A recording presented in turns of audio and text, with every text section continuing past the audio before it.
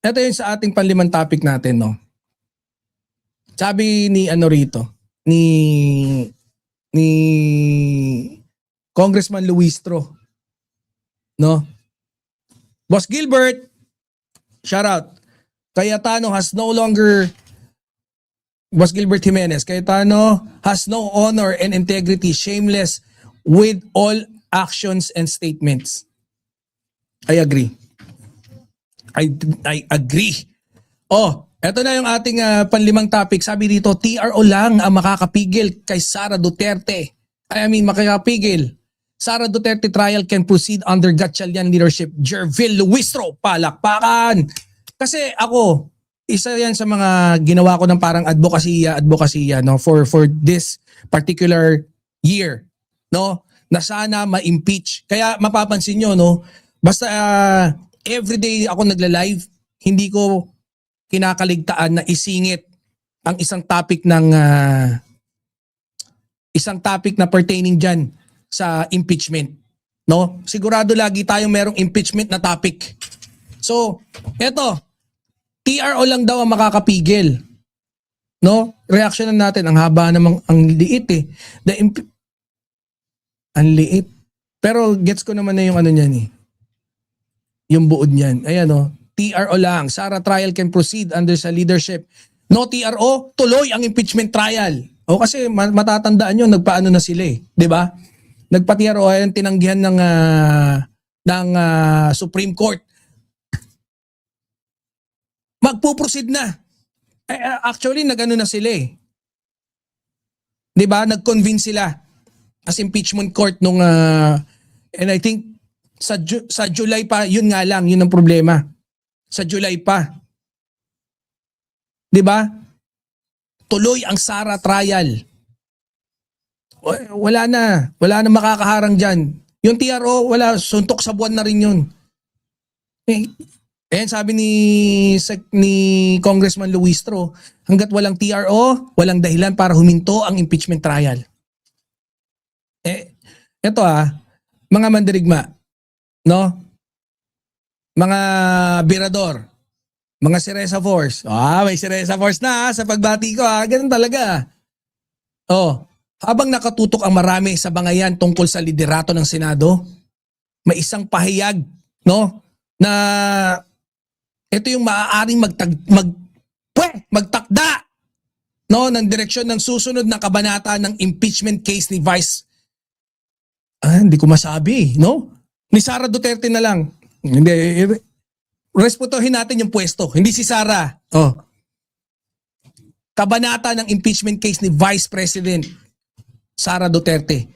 Siyempre, ayon kay House Prosecutor Jervil Luistro, hanggat walang temporary restraining order mula sa Supreme Court, magpo-proceed yung impeachment trial. Para sa baba, no, sa Congress, lower house, malinaw yung kanilang posisyon. May nakatakdang proseso, may nakatakdang schedule, at dapat itong umusad maliban na lang kung may legal na dahilan para ito'y pahinto sa katauhan ng TRO. 'Di ba? Kasi habang may mga nagtatalo-talo kung sino yung dapat yung kilalaning leader diyan sa Senado, no? May buti itong kampo ng diyan sa lower house na magiging prosecutor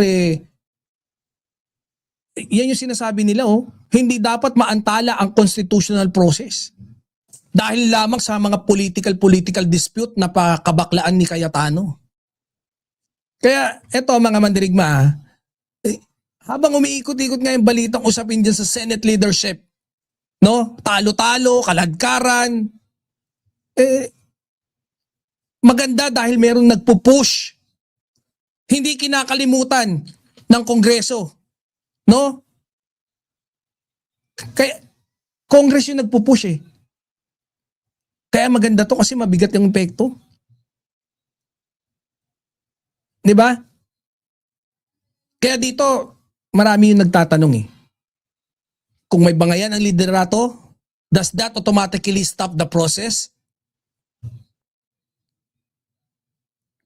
Posible eh, di ba? Yung mga pakana nilang yan. Kaya ako lagi hindi ko sinasabing tama ako kasi marami rin naman nakakapansin.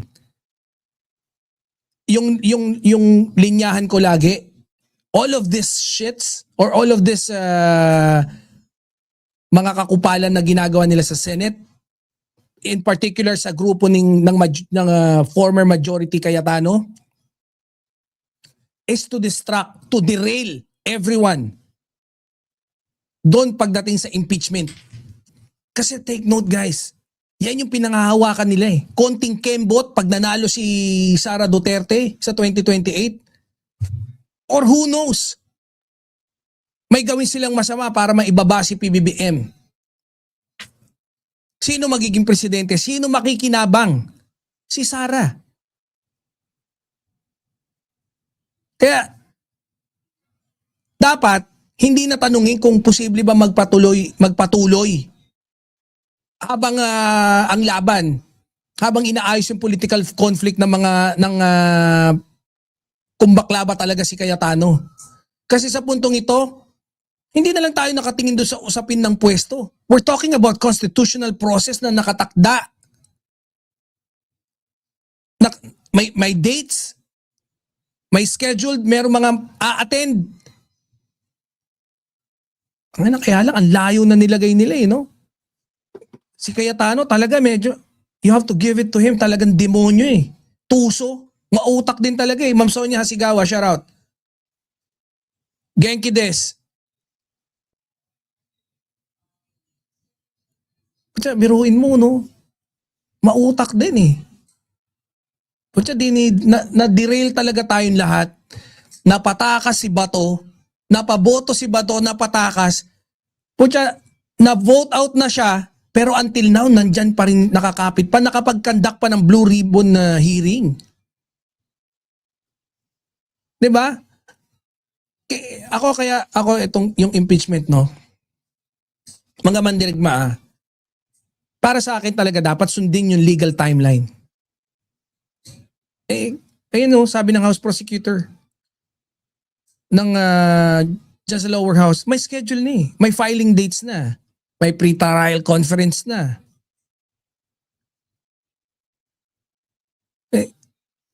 Dapat yung process mag-move forward na.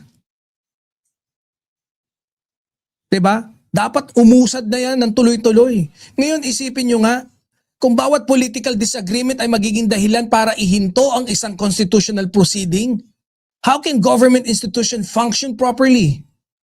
Kasi araw-araw may bangayan sa politika, araw-araw may magkakaibang pananaw. Pero hindi ibig sabihin nun, titigil na rin ang trabaho ng mga institusyon. Alam mo parang pag nasa airport ka na, tapos nakapag-check-in ka na, tapos nasa boarding gate ka na, ready for departure na yung buong flight Tapos may isang pasahero gustong balikan ulit yung usapan kung sino yung dapat umupo dun sa window aisle sa first row. Guys, the plane still has to leave no matter what. On time. Dahil madidelay yung mga nakascheduled na dapat gawin ng mga pasahero.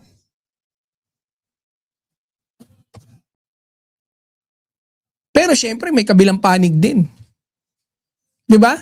May mga nagchichika-chika na kung ano-anong kabalbalan. May mga nagsasabing may unresolved questions pa tungkol sa liderato ng Senado.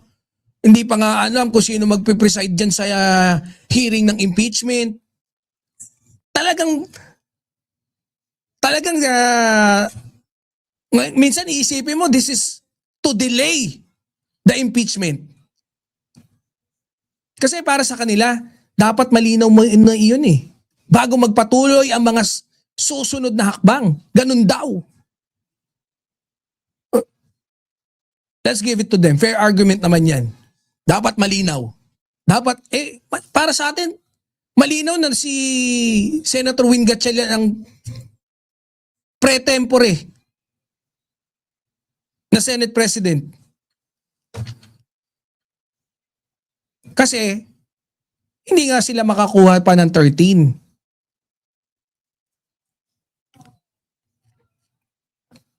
Pero ayon sa pananaw nga ni Luistro, no? Supreme Court lang yung pwedeng mag-intervene. No? Walang legal basis para ihinto agad yung proseso. Kahit anong gawin nilang drama dyan, makakasigurado tayo na matutuloy yung impeachment. Di ba? Kasi hindi to simpleng political disagreement. This is now about authority, procedure, and constitutional responsibility. Yan na po yan. Parang basketball tournament, no? Kahit may mga nagtatalo-talo kung sino yung team captain. Pero habang nagtatalo-talo, no? Tuloy pa rin yung laro. Kasi hindi pwedeng maghintay ang buong liga, yung league. Habang inaayos ang isang koponan kung ano yung internal issues nila, wala tayong pake.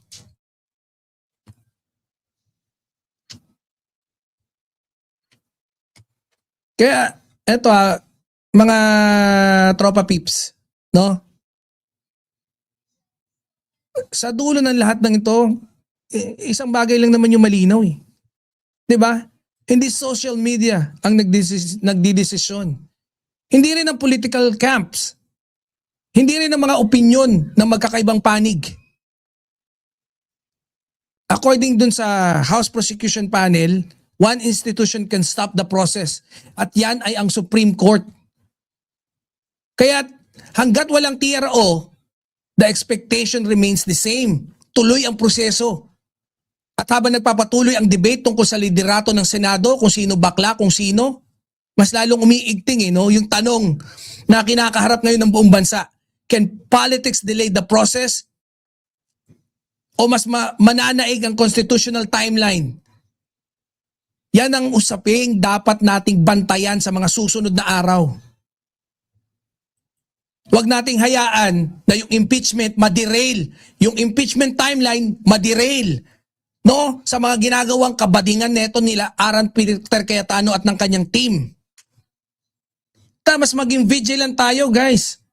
Pagdating sa impeachment, focus ako. Yung mga mandirigma natin, alam ko focus din kayo kasi araw-araw kung tinatapik to sa natin eh. I am about impeachment. Hindi lang ako pro-impeachment. I'm all about impeachment. Kasi alam ko yung halaga. Focus lang. Kasi nakakatakot yan. Konting kembot na lang Vice President yan.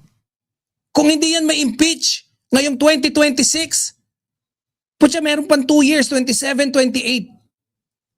Pag yan nakita niyo yung kakayahan ng DDS ngayon, kayang walang yain yung Senado, kayang balahurain kahit sino, kayang walang yain yung konstitusyon. Putya, yung barilan sa Senado, putya, where in the world na pwede kang makakita pa ng isang ganong klaseng insidente? Nagbarilan sa isang Senate institution. Hindi lang yung building yung institution yung naka dyan. Kaya yung impeachment, dapat lagi natin bantayan. No? Dito, sa Birahan PH, no? Tsaka dun sa channel natin, lagi tayo nakabantay sa impeachment.